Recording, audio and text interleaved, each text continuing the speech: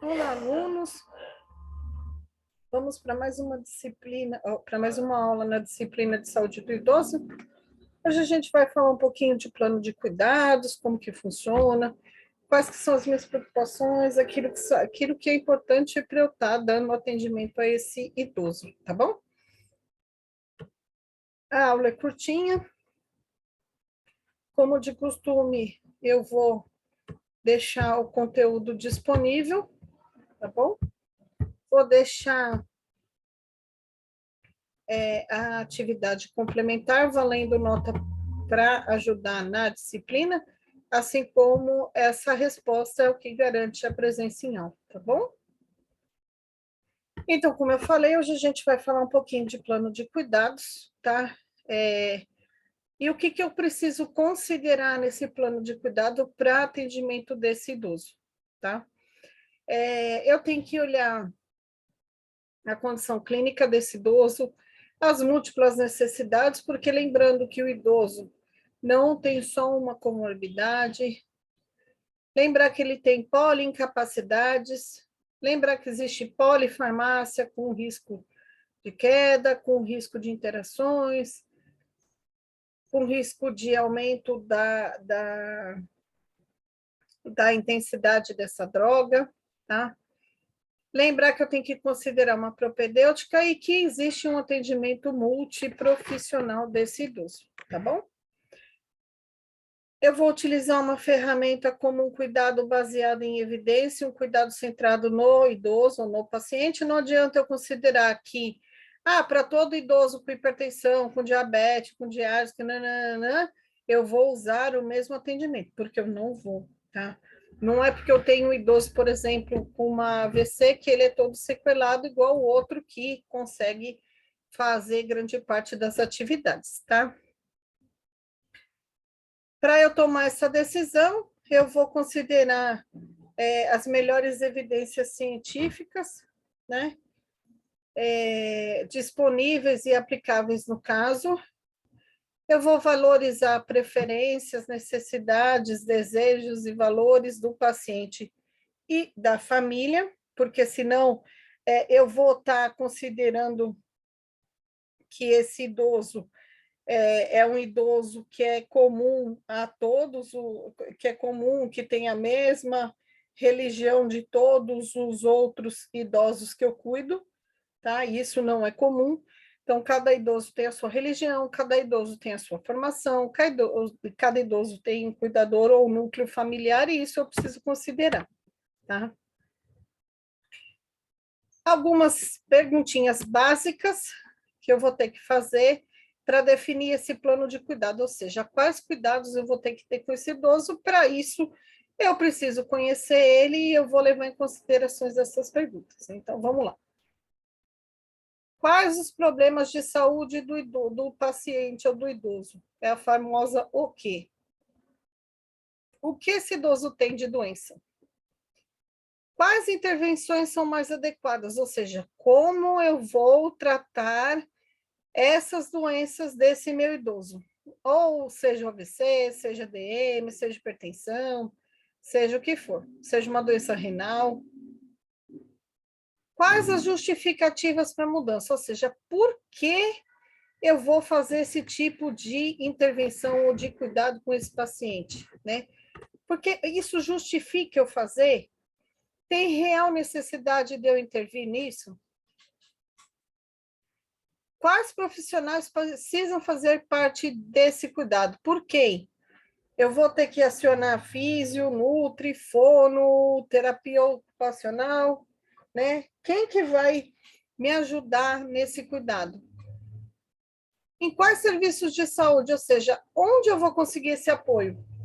Então, por exemplo, se eu pego um idoso com AVC no domicílio, eu posso acionar aquela rede de tratamento Luci Montoro, por exemplo, para fazer reabilitação. Então, mas aonde tem isso? Para onde eu vou encaminhar esse idoso? Com que ordem de organização? O que eu faço primeiro? Para quem que eu mando primeiro? Para físio, para fono, para nutri, para suporte no posto, para uma especialidade? Para onde que eu vou mandar? Né? Qual que é a ordem que eu vou fazer isso? tá? Isso são algumas perguntinhas que vão direcionar o meu cuidado, o meu plano de cuidado, tá bom? Lembrando que eu preciso atender esse idoso em todos os níveis de atenção de saúde, tá? Porque senão eu vou comer bola, tá? Eu tenho que preservar e recuperar a capacidade funcional, monitorando os riscos em todos os níveis de complexidade, tá? Então, o objetivo é sempre recuperar a capacidade desse idoso, diminuindo, tá? Mas sumir, isso é impossível, tá? Diminuindo as consequências e as sequelas já estabelecidas, tá? É necessário um diagnóstico multidimensional, então eu vou olhar as condições de saúde, se são agudas ou se são crônicas, é alguma doença que surgiu ou é uma doença já pré-existente para esse idoso, as incapacidades, os comprometimentos dos sistemas funcionais, né? Teve algum comprometimento da mobilidade, teve algum comprometimento cognitivo, auditivo, visual. Se tem alguma síndrome geriátrica associada, se tem algumas disfunções fisiológicas, eu vou olhar a questão do lazer, o suporte familiar, social, segurança ambiental. Lembra de olhar que a gente já viu a questão do domicílio, tá? Para a gente poder saber o que está acontecendo. Após a avaliação, eu vou incluir no plano de cuidados as intervenções que compreendem desde a prevenção, cura, controle, reabilitação ou conforto. Lembrando que eu posso, inclusive, incluir esse idoso na questão de cuidados paliativos, desde que isso já tenha sido pré-definido no meu plano de cuidados, tá? Existem 3 subdivisões com o objetivo de melhorar a saúde do idoso. Então, quais intervenções, depois de respondida aquelas perguntas, o que eu vou fazer? Preventivas ou promocionais, curativas ou paliativas, ou reabilitação. E aí a gente vai entender um pouquinho de cada uma, tá? Então, se eu for pensar em intervenção preventivas ou promocionais, eu vou pensar no cuidado antecipado para reduzir a doença ou atrasar o início dessas doenças, lembrando que a chance dela existir é muito grande, tá? O objetivo é melhorar a qualidade de vida, limitar o impacto das incapacidades e aumentar a esperança de vida, tá? Então, vou pensar nisso em 4 fases nessa intervenção preventiva ou promocional, tá? Eu vou pensar em prevenção primária, tá? Que evita o desenvolvimento da doença, envolve questão de mudança no estilo de vida, tá? Então, diagnostiquei uma hipertensão, o que eu posso fazer para evitar que ele tenha um AVC, né? Então, estimular exercício físico, cuidado com alimentação, né? O uso de medicação regular. Vou pensar em imunizações e intervenções farmacêuticas já nessa primeira fase. Prevenção secundária, ainda nesse nível de intervenção, eu vou detectar precoce e tratar doenças assintomáticas, como o rastreamento do câncer, hipertensão, osteoporose, aneurisma e alterações da visão e audição, tá? Prevenção terciária, eu já estou prevenindo complicações e declínios decorrentes de doenças crônicas. Então, eu já estou olhando para essas doenças que eu sei que podem evoluir lá para frente, o que eu vou poder evitar complicações com isso. E prevenção quaternária, que é a prevenção de iatrogenias, ou seja, de erros decorrentes da nossa assistência e de medicações ou de algum atendimento que a gente fez, e pensar em alguns tratamentos alternativos, tá? Intervenções curativas ou paliativas, eu vou pensar em cuidados paliativos desde o diagnóstico e tratamento de doenças com medidas farmacológicas ou não, tá? E aí eu entro nessa fase quando não há mais condições de cura ou modificação da história natural da doença.